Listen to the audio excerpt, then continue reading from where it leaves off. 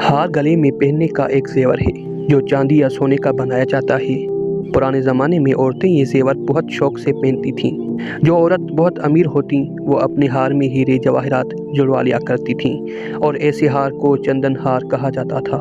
ये कहानी ऐसे ही एक चंदन हार की है। बहुत दिन हुए शहर मक्के में एक गरीब नौजवान रहता था। उसका नाम अबू बकर मोहम्मद था। ये नौजवान इस कदर करीब था कि कई वक्त खाने को रोटी न मिलती थी, लेकिन ईमानदार और नेक ऐसा था कि किसी की चीज़ की तरफ आंख उठाकर भी न देखता था। एक दिन का जिक्र है, अबू बकर मोहम्मद बाजार में चला जा रहा था कि उसे एक पोटली दिखाई दी जो सड़क पर पड़ी हुई थी। उसने वो पोटली उठा ली और उसे खोल कर देखा तो उसके अंदर एक चंदन हार निकला। ये चंदन हार इतना कीमती था कि अबू बकर मोहम्मद की सारी परेशानियों का खात्मा हो सकता था। वो उसे फ़रोख्त करके अमीर आदमी बन सकता था, लेकिन उसे अल्लाह और रसूल सल्लल्लाहु अलैहि वसल्लम का ये हुक्म मालूम था कि जो चीज़ कली को चे में पड़ी हुई मिले उसे उसी तरह पड़े रहने देना चाहिए। शायद उसका मालिक ढूंढता ढूंढता वहां आ जाए और अपनी चीज़ उठा ले, लेकिन अगर कोई ऐसी चीज़ उठा ले तो उसे चाहिए 1 साल तक उसके मालिक को तलाश करे। अगर पूरी कोशिश और तलाश के बाद भी मालिक न मिले तो उसे अपने इस्तेमाल में ला सकता है। जब अबू बकर मोहम्मद को ये बात याद आई तो वो चंदन हार के मालिक को तलाश करने लगा और खुदा का करना कि वो जल्द ही उसे मिल गया। ये एक शरीफ सूरत बूढ़ा आदमी था। उसने सारी निशानियां बता दी और अपना हार ले लिया। हार हासिल करने के बाद उस बुज़ुर्ग ने अबू बकर मोहम्मद को इनाम के तौर पर कुछ अशरफियाँ देना चाहीं। अबू बकर मोहम्मद उस वक्त बहुत ज़रूरतमंद था। उसका दिल चाहा कि अशरफियाँ ले ले, लेकिन फिर उसे ख्याल आया कि उन अशरफियों के मुकाबले में वो सवाब बहुत कीमती है जो अल्लाह पाक नेक काम करने वालों को देता है। उसने अशरफियाँ लेने से इनकार कर दिया और बुज़ुर्ग उसे दुआएं देता हुआ चला गया। ये वाक़या गुज़रे काफ़ी दिन हो चुके थे और अबू बकर मोहम्मद उसी तरह मोहताज और कंगाल था। आखिर उसने फ़ैसला किया कि किसी और मुल्क में जाकर रोज़गार हासिल करने की कोशिश करे। एक दिन वो कश्ती में सवार होकर रवाना हो गया। अबू बकर मोहम्मद के अलावा उस कश्ती में और बहुत से मुसाफिर सवार थे और सब खुश थे कि चंद दिन बाद वो अपनी मंजिल पर पहुंच जाएंगे। लेकिन हुआ ये कि अचानक समंदर में तूफ़ान आ गया। समंदर की तेज़ लहरें कश्ती से टकराने लगीं और ज़रा देर बाद ही कश्ती टूट गई। मलाहों समेत सारे मुसाफिर समंदर में डूब गए। बस एक अबू बकर मोहम्मद ज़िंदा बचा। वो भी इस तरह के उसके हाथ लकड़ी का एक तख्ता आ गया और वो उसके सहारे तैरता हुआ एक जजीरे तक पहुंच गया।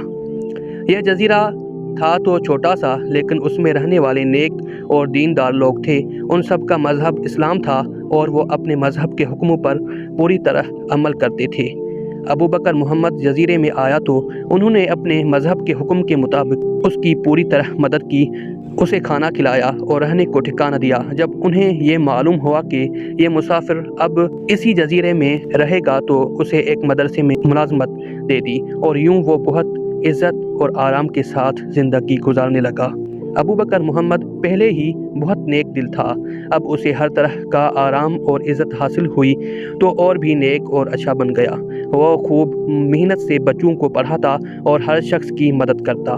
बुज़ुर्गों ने कहा है कि नेकी ऐसी चीज़ है जिसकी खुशबू चारों तरफ फैलती है। अबू बकर मोहम्मद की नेकी का चर्चा भी हर तरफ होने लगा। यहाँ तक कि कुछ शरीफ लोगों ने सलाह मशवरा करके उसकी शादी का इंतज़ाम कर दिया।